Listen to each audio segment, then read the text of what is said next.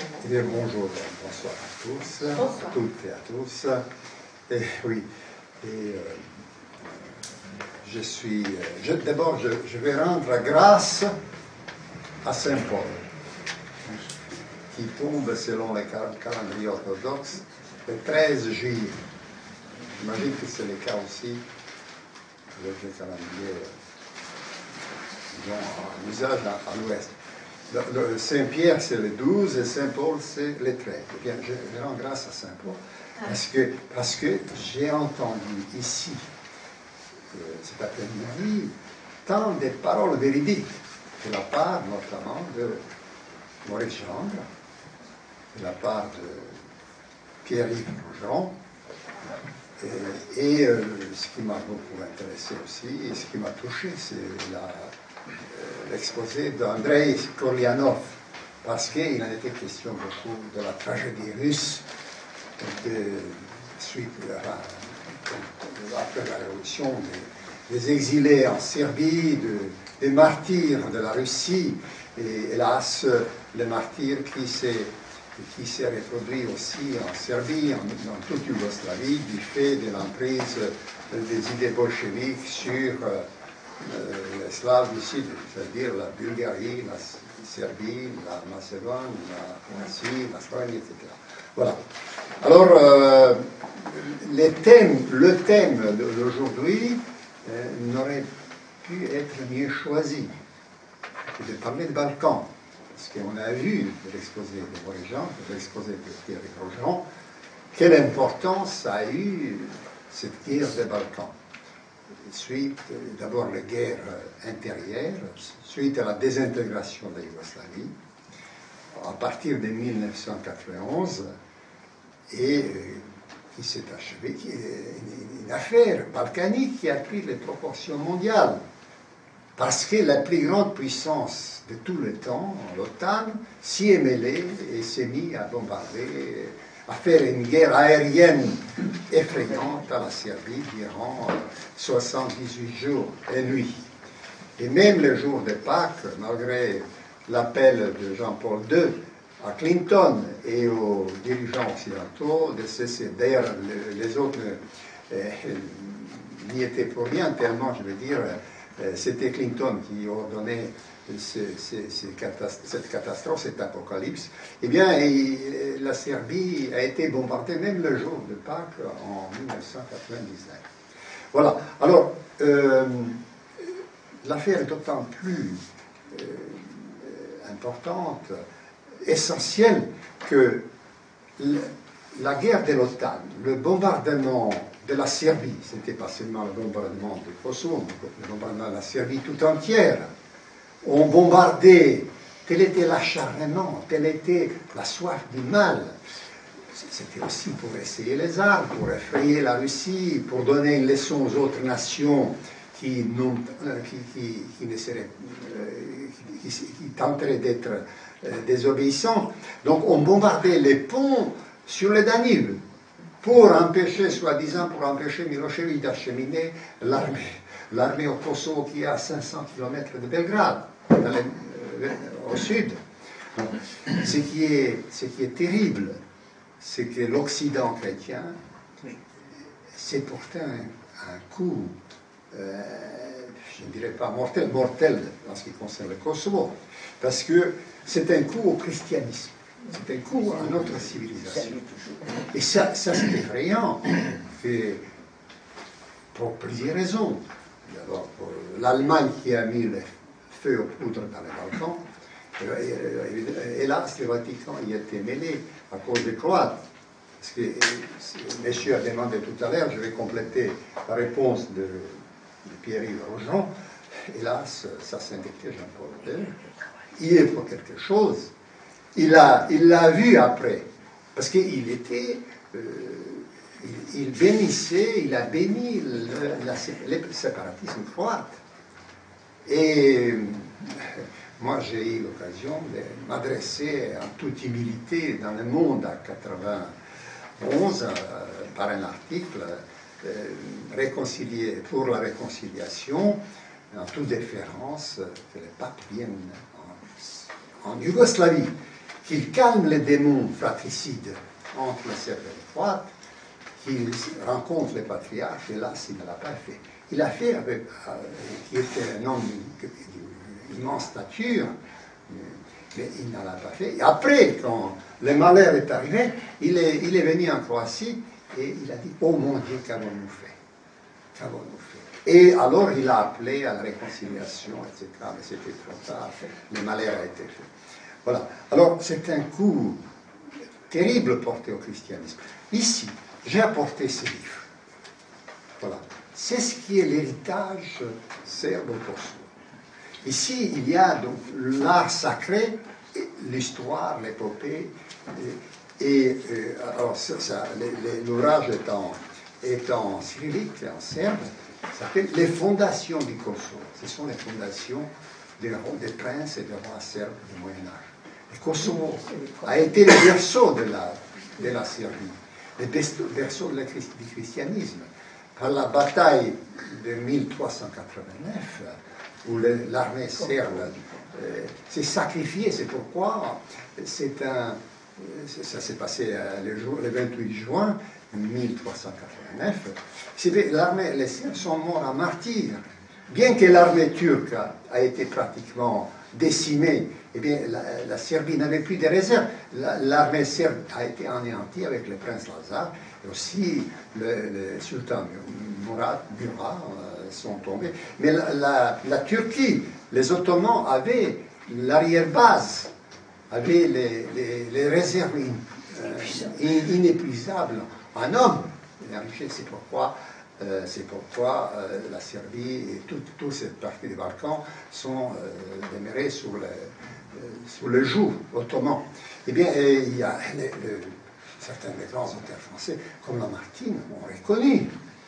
Ils ont écrit des pages admirables sur la Serbie, que la Serbie était un rempart, et que la puissance, la vague ottomane s'est brisée contre la Serbie. Bien, hélas, après, le règne turc a produit des événements néfastes. Là, en premier lieu, l'apostasie d'une partie de la population slave des Balkans, notamment en Bosnie. C'est-à-dire qu'ils se sont convertis en masse à l'islam.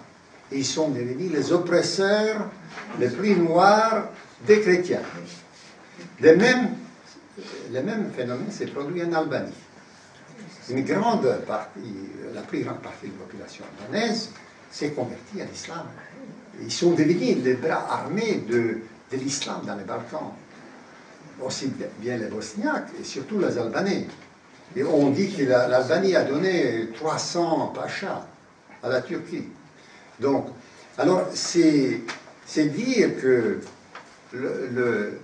les racines profondes des guerres qui ont ensanglanté les Balkans, l'ex-Yougoslavie dans les années 90, ce sont des racines profondes dans l'apostasie des Albanais et de Bosniaques. Voilà. Avec les Croates, c'était autre chose. C'était, hélas, le génocide sur les Serbes de la Croatie, de Krajina, de Bosnie. C'était pendant la Deuxième Guerre mondiale, parce qu'il y avait un État nazi, Ustashi, la Croatie Ustashi, de Pavelić, etc., qui avait d'ailleurs déclaré la guerre à la France, à l'Angleterre, aux États-Unis, etc. Parce que tellement, cet État se sentait bien au sein du Reich allemand. Voilà. Et alors, c'est précisément ça que l'opinion publique, c'est-à-dire que les médias et les politiciens occidentaux, quand la crise yougoslave a éclaté, ont occulté, soit par ignorance, soit par le cynisme, soit par les visées géopolitiques. En particulier, Pierre Yvon a parlé de l'Allemagne. C'est l'Allemagne. Et c'est ce que Pierre-Marie Gallois avait mis en avant, c'était l'Allemagne la grande responsable de la désintégration de la Yougoslavie. D'ailleurs, Kohl, le chancelier Kohl avait dit que la Yougoslavie était une création anti-allemande, donc création de Versailles, et comme telle, elle doit disparaître. Alors, l'Allemagne, c'est la grande fauteuse de mots, et puis les autres ont, comment dire, se sont joints en Allemagne, notamment la France, n'ayant pas eu le courage de sa propre politique, d'autant que c'était l'Europe. On se souvient que le ministre des Affaires étrangères allemand, 17 décembre 1991, avait tenu les autres ministres de l'Union européenne, y compris, je crois que c'était Roland Dima à l'époque, jusqu'à minuit, jusqu'à, je crois, 2 heures du matin, avant qu'il a arraché la reconnaissance de la Croatie et de la Slovénie comme État indépendant. Voilà, alors, et sur quoi je pensais appuyer, c'est justement que les Occidentaux, les hommes politiques, les intellectuels du genre, on en a parlé de quelques-uns, on n'a pas mentionné les plus fatals parmi eux, c'est BHL, Bernard-Henri Lévy dit BHL, qui continue de sévir, qui est, paraît-il, à l'origine de la guerre contre la Libye. Et je l'ai appelé dans un de mes textes les Méphisto de Sarkozy. S'il en avait besoin d'un. Voilà. Alors, on a fait fi de l'histoire. Les politiciens, la classe médiatico-politique ou politico-médiatique a fait fi de l'histoire. Donc, il y avait de l'ignorance. Il y avait de l'ignorance crasse. Imaginez, excusez-moi. Imaginez par exemple un ministre des Affaires étrangères de la France, qui s'appelle Philippe Douste-Blazy, cardiologue de son État. Eh bien, ce qui est louable, mais quand un médecin commence à s'occuper de la politique, eh bien, néglige son métier, comme lui, bon, il était moins néfaste que Kouchner. Kouchner, donc, c'était un gastro-entérologue. Je crois que le docteur qui est là, mais confirme. Oui, c'était un... Alors, peut-être, heureusement qu'il n'a jamais exercé son métier, sinon il aurait fait de ravages aussi bien parmi ses patients que pareil à ce qu'il a fait lorsqu'il s'est occupé de la politique. Il avait sévi au Biafra. Oui, on a dit tout à l'heure, on a parlé de la Russie, Pierre Rougeron a parlé de la Russie. Eh bien, lui, il était, au moment de la crise géorgienne, en 2008, en août 2008, c'est presque qu'il appelait à la guerre contre la Russie. Il a prôné les sanctions internationales contre la Russie. Vous voyez là l'étendue de sa folie. Eh bien, lui, alors je reviens à Douste-Blazy, qui dirigeait la diplomatie d'un grand pays, n'est-ce pas, et qui confondait régulièrement le Kosovo et la Croatie. Qui confondait aussi la Thaïlande et le Taïwan. Ah oui, c'est bien ça. Oui, et puis ce n'était que quelques-unes de ces Kurdes. Taïwan, l'île de Taïwan. Donc la Thaïlande qui est en Asie, dans la région d'Himalaya, et la ville de Taïwan qui est dans la mer de Chine. Donc, ce n'était que quelques... Monsieur, ils ne peuvent pas faire fi de l'histoire, parce que l'histoire, ils ne la connaissent pas. Justement, c'est l'ignorance. Oui, mais il y en a qui la connaissaient, mais qui manifestaient les refus et les mépris. On dit, d'ailleurs, j'ai demandé à Kouchner une fois lors d'une conférence à l'UNESCO, mais dit, on va faire la restructuration des nations, etc. Vous comprenez? Oui.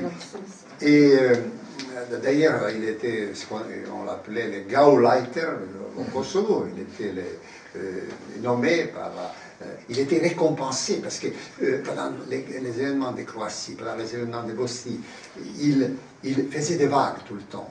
Quand il est allé avec Mitterrand en Sarajevo, eh bien, Mitterrand, il a lancé l'appel pour bombarder les camps de viol serbes en Bosnie. Les camps de viol, c'était de la fantaisie. comme on a aujourd'hui inventé que Kadhafi distribuait du Viagra à ses soldats pour violer les femmes des opposants et des insurgés, c'était à l'époque le camp des viols. Alors toute la presse, toute la nomenclature, tous les intellectuels, par exemple Kouchner, BHL, Glucksmann, Françoise Giroud, Véronique Naumgrappe, tous croyaient, écrivaient des articles dans le Monde, etc. Voilà. Alors, et Mitterrand, justement, avait une vision historique. C'était le seul. Chirac, c'était un ignorant, de toute façon. D'ailleurs, on disait, Chirac disait à la télévision, il s'est adressé 5 fois à la nation française pendant les 78 jours de bombardement. Et il ne faisait que remâcher ce qui avait mâché BHL et la clique. Eh bien, mais contrairement, Mitterrand avait une vision. Et alors Mitterrand a freiné Kouchner, parce que c'était son ministre de Santé à l'époque, il l'accompagnait, ils étaient socialistes. Eh bien, il a freiné, il a dit, après, devant BHL et les autres sont venus les supplier de bombarder les Serbes, il a dit, je ne vais pas faire la guerre à la Serbie, c'est une grande nation. C'était une nation amie dans les 2 conflits mondiaux. N'est-ce pas? Et alors, évidemment, quand Chirac est venu, c'était une autre histoire. Alors, je citerai un autre exemple de cette ignorance de l'histoire, de ce mépris de l'histoire. Tony Blair, qui était un des fauteurs de guerre, on en a dit tout à l'heure, contre les Serbes, eh bien, quand il est venu au Kosovo, pour célébrer le 10e anniversaire de la guerre contre la Serbie, c'est-à-dire il est venu en 2009, il a dit que la Serbie, que le Kosovo n'a jamais fait partie de la Serbie, que le Kosovo était indépendant avant 1918, avant la Yougoslavie. Vous comprenez, alors que tout le monde le sait, et puis d'innombrables témoignages le confirment que le Kosovo était les berceaux de la Serbie, les berceaux de la nation serbe, les berceaux de la civilisation. Alors voilà d'ailleurs cette immense folie l'atteste. Alors l'aberration, donc, oui, je citerai encore un autre exemple de l'ignorance ou de la bêtise des dirigeants. L'ex-maître du monde, c'est-à-dire Bill Clinton, qui a ordonné les bombardements, qui a mené le jeu. Tout à l'heure, Maurice Gendre a parlé qu'il devait se blanchir de l'affaire Monica Lewinsky, etc., mais il a trouvé la manière de se blanchir avec l'innocence serbe. Donc, eh bien, Bill Clinton est venu au Monténégro au mois de mai, il y a un mois à peu près. C'était un grand banquier qui l'a invité, n'est-ce pas? Et maintenant, là-bas, on se couche devant ses propres bourreaux pour rester au pouvoir, la petite clique au Monténégro. Qu'est-ce qu'il a dit? Il a fait un discours prévu, préparé, et l'initiative pour les Balkans, etc. Il est reçu dans une station balnéaire qui s'appelle Budva, c'est une ville touristique. Et qu'est-ce qu'il dit dans son discours? I'm very happy to be in Macedonia. Je suis très heureux d'être en Macédoine. Voilà. And your country is very beautiful. You have breathtaking beauties. La Macédoine a des beautés à briser le cœur. Bon, voilà. Quel ignare gouverne le monde. Voilà. Alors, ce qui est les conséquences terribles, c'est qu'on assassine, au Kosovo, on a assassiné une partie de la civilisation chrétienne. Vous voyez ces merveilles d'art et d'architecture que la nation serbe, qui s'est formée au sein de Byzance, l'art serbe et l'architecture serbe, donc c'est formé au sein de l'Empire byzantin. Vous voyez ici, par exemple, et ce que ça devient, c'est une autre église, voilà ce que ça devient sous les coups des Albanais à l'ombre de l'OTAN. Il reste devant, on voit ça. Voilà, alors c'était avant l'intervention de l'OTAN, c'était après l'intervention de l'OTAN. C'est un des rares articles dans la presse française qui était paru dans le Figaro Magazine. Vous en avez une autre du XVe siècle ici, également. C'était une merveille. Il y a un officier français qui a écrit un livre qu'on a passé sous silence, qui s'appelle Les larmes du Kosovo. Mais ça continue, moi je veux Oui. que ça continue. Ben, ça continue. Et vous voyez ici, par exemple, cette carte de monastère serbe. Tout Eh bien, ce qui était détruit. ces flammes, vous voyez, ce sont les églises qu'on a dynamitées. On a dynamité en 99 sous l'égide de l'OTAN. Oui, oui, ils étaient là. N'est-ce pas, n'est-ce pas? Alors, certains, c'était des merveilles des moyens. Ils faisaient partie du patrimoine de l'humanité. Ils faisaient partie.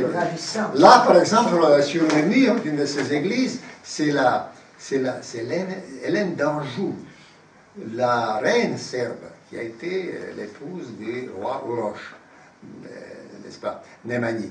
C'était en la fin du XIIIe siècle. Hélène d'Anjou. Donc, et alors, c'est d'autant plus aberrant que la France a participé dans cette... Oui, par exemple, frère Thierry m'a montré tout à l'heure mon ouvrage qui s'appelle Le Kosovo de l'absolu. Tous les historiens français, en partie, tous les autres, je mentionnais Lamartine, il y avait Victor Hugo, il y avait des grands historiens du XIXe siècle, des historiens... Tous sont loués, tous sont glorifiés, magnifiés l'art serbe,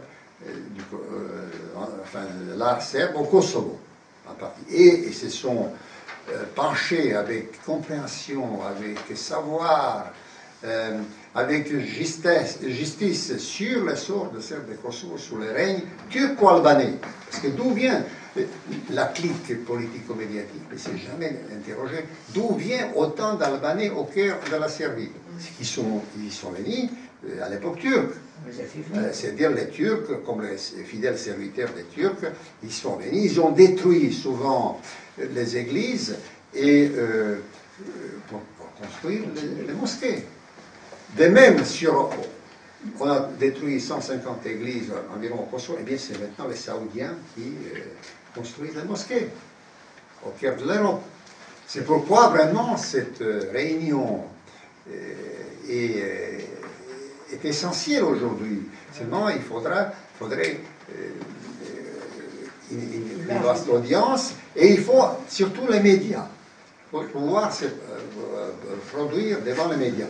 Regardez par exemple, regardez les visages, regardez ces deux images. Ça, c'est une des merveilles de l'art serbe du Moyen-Âge. Ça date de 1208. C'était la Vierge nourricière de Prizren, n'est-ce pas? Telle qu'elle était, qu'elle a survécu même l'occupation turque, l'occupation italo-allemande du Kosovo et tout ça. Et bien, regardez ce qu'elle est devenue. Ce qu'elle a devenu sous l'égide de l'OTAN. C'est devenu un trou. Eh bien, le visage du christianisme au Kosovo, eh bien, c'est ça, le visage du Christ. Vous voyez les Christ outragés du Kosovo. Vous voyez ce que Lütscheka a fait. Les combattants de Lütscheka, qu'on disait les combattants de la liberté. Et pourquoi l'OTAN, les États-Unis, la France, l'Allemagne, l'Angleterre en premier lieu, eh bien, ils bombardaient la Serbie, ils assassinaient la Serbie, ils assassinaient. En même temps, ils laissaient assassiner une civilisation. Voilà, alors je vous ai apporté ces quelques images juste pour illustrer le bien fondé, la véracité des propos tenus aussi bien par Maurice Jean, par Pierre Bourgeon et par moi-même, j'espère.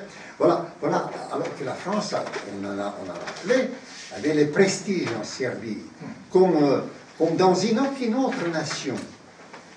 Par exemple, Victor Hugo a été traduit, et Les Misérables ont été publiés au début des années 60, au début du XIXe siècle, et bien quelques années après, ils étaient traduits en Serbie.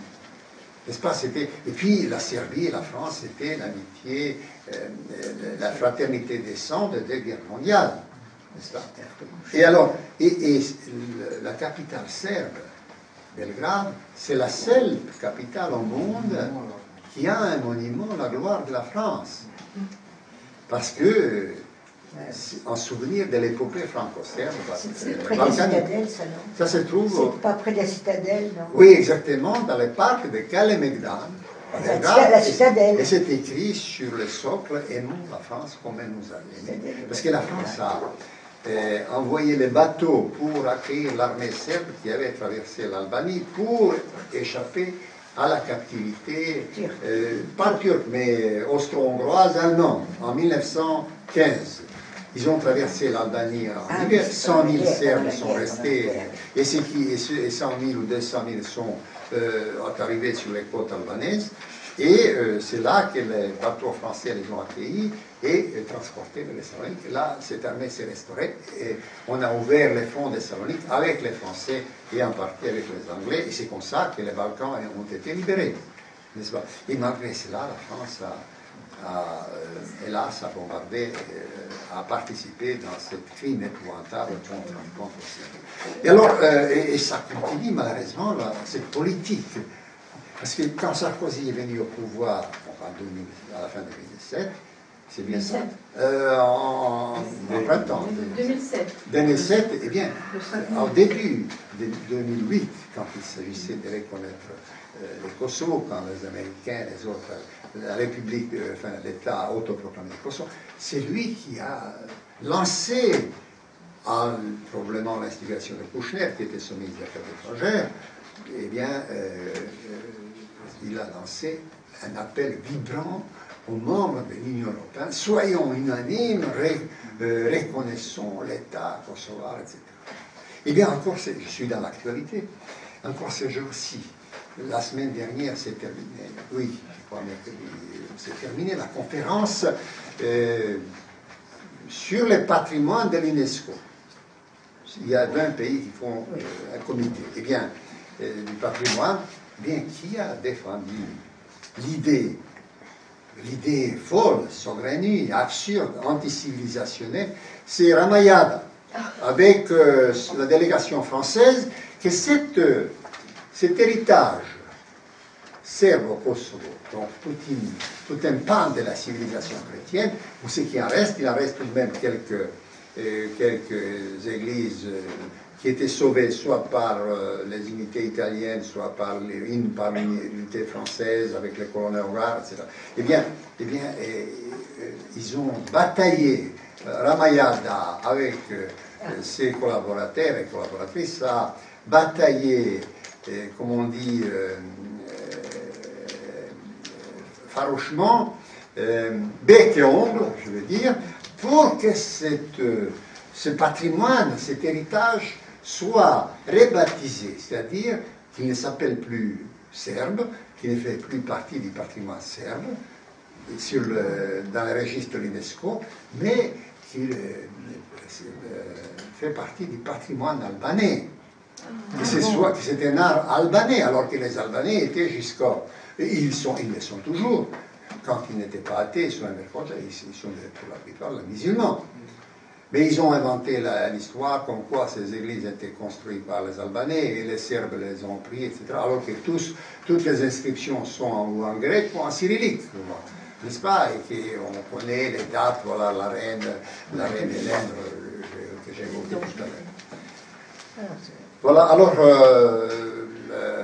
Maurice Gendre a parlé de l'année 2004, où on a laissé aussi, soi-disant, les soldats de l'OTAN. Il y en avait 40-50 000 au début qui étaient censés de protéger les populations, toutes les populations. Ils n'ont fait absolument rien. Au contraire, ils ont laissé, et les bonnes âmes en Occident se sont frottés les mains, dit ah voilà, Serbes, il leur arrive ce qu'ils ont mérité. C'est-à-dire, ils étaient les oppresseurs, les génocidaires, etc. On a parlé à un moment de 500 000 morts. Kouchner a diminué quand il est devenu gouverneur du Kosovo à 11 000. Il s'est trouvé démenti même par une institution qui ne peut pas traiter de trop serbes, c'est le tribunal de la Haye. Et il a dit 11 000, alors le tribunal de la Haye tout de même a sorti le chiffre de 3 000, toutes les ethnies confondues. Alors qu'on disait, ce sont les fleuves du sang qu'il faut au Kosovo, il faut sauver, il faut ceci, voilà. Alors, c'est que, hélas, tout a marché sur la propagande, sur les mensonges. Et comme dit l'Évangile, les mensonges et le mal est le père du mal. Et voilà ce qui s'est vérifié sur le Kosovo. Et ce qui est, peut-être, c'est la volonté de la Providence, que le deuxième millénaire du Christ se termine par les martyrs. Par les martyrs, vraiment martyrs du Christ du Kosovo, qui avait 1300 églises, monastères et chapelles.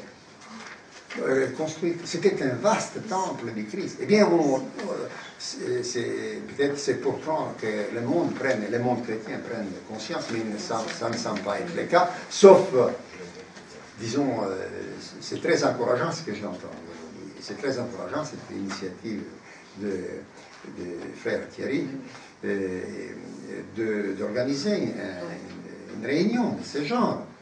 Donc, c'est peut-être pour prendre conscience des dangers qui est sur le monde, sur le christianisme. Moi, je prends depuis quelques années, auprès de mes amis, professeurs, auteurs, etc., et j'exprime cette idée aujourd'hui ici, devant vous, de faire un grand colloque international à Paris. Par exemple, dans le collège de Bernardin. Dans le collège de Sissi, je pense, il y a là demain un colloque sur Solzhenitsyn. Il y a eu une assemblée interparlementaire européenne, ça vient d'avoir lieu il y a quelques jours. Par exemple, dans une grande salle parisienne, de faire un grand colloque international sur le christianisme, qui s'appellerait le génie du christianisme, pour reprendre le nom de Chateaubriand, les titres célèbres de Chateaubriand, et où on ne traiterait pas seulement de la foi. Donc, on n'est plus à l'âge de la foi, quand c'était à l'époque, quand ces merveilles des cathédrales ont poussé vers le ciel. Donc, on traiterait aussi bien sûr de la foi, mais aussi, mais surtout, du christianisme en tant que civilisation. C'est la seule que nous avons. C'est-à-dire où on projetterait, où on lirait des extraits des grands théologiens, des Saint François d'Assise, ou les poèmes, les poèmes de Saint-Augustin, et puis des auteurs ultérieurs, de Dante, de Dostoïevski, de Pascal, de Dostoïevski, n'est-ce pas, de Saint-Évêque Nicolas Velimirovitch, n'est-ce pas, il y a tant on lirait des extraits, où on projetterait des hautes images de l'art chrétien universel, aussi bien du côté orthodoxe que du côté catholique, n'est-ce pas? Et où on ferait entendre les mélodies de Mozart, de Bach, de Pergolèse, de Monteverdi, n'est-ce pas? Tout ça c'est inspiré par... On lira des extraits de Dante, n'est-ce pas? Tout ça. Et je pense qu'il faut vraiment... Je compte sur vous, Maurice, et je compte sur frère Thierry, je compte sur Thierry Rogeron, pour que ces colloques, disons, puissent avoir lieu d'ici à la fin de l'année, ou bien au début de l'année 2012, et où seraient présents des princes de l'Église aussi. J'en connais un qui viendrait volontiers, c'est Monseigneur Olivier Béranger de Béranger, qui peut-être, parce il n'est plus évêque de Saint-Denis, mais c'était le seul, Dieu merci, c'est le seul qui avait condamné la guerre contre la serpent. Disons, à la télévision, évidemment, il a été outragé, mais bon, pour un chrétien, les outrages, c'est peut-être ce qui est pour les autres les compliments. Voilà. Alors, je ne voudrais pas m'attarder davantage.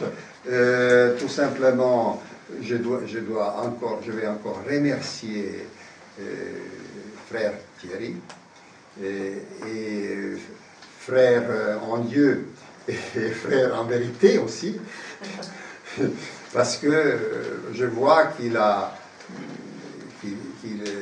s'agite, qu'il s'emploie énormément à ce que nos valeurs soient préservées, parce que nous n'avons pas d'autres.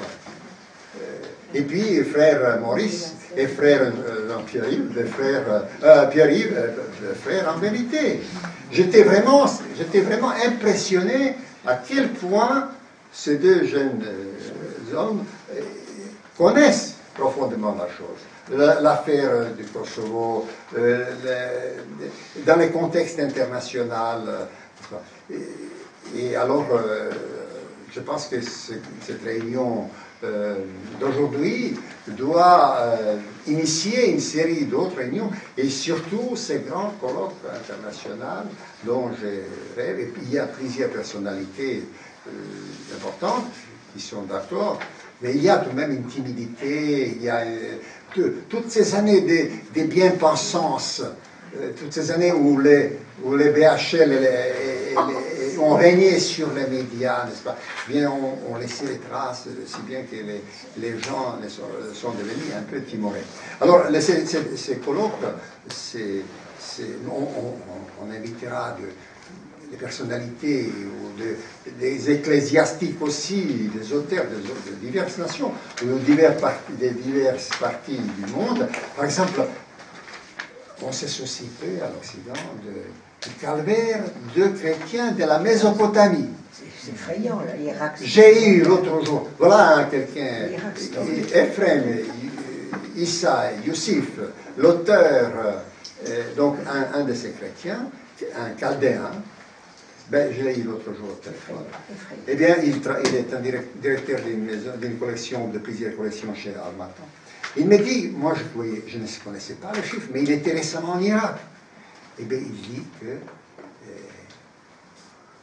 sur 1 500 000 chrétiens en Mésopotamie, eh bien, il ne reste pas que quelques dizaines de milliers. Sur 55 églises en Irak, sous Saddam, eh bien, il ne reste qu'une dizaine.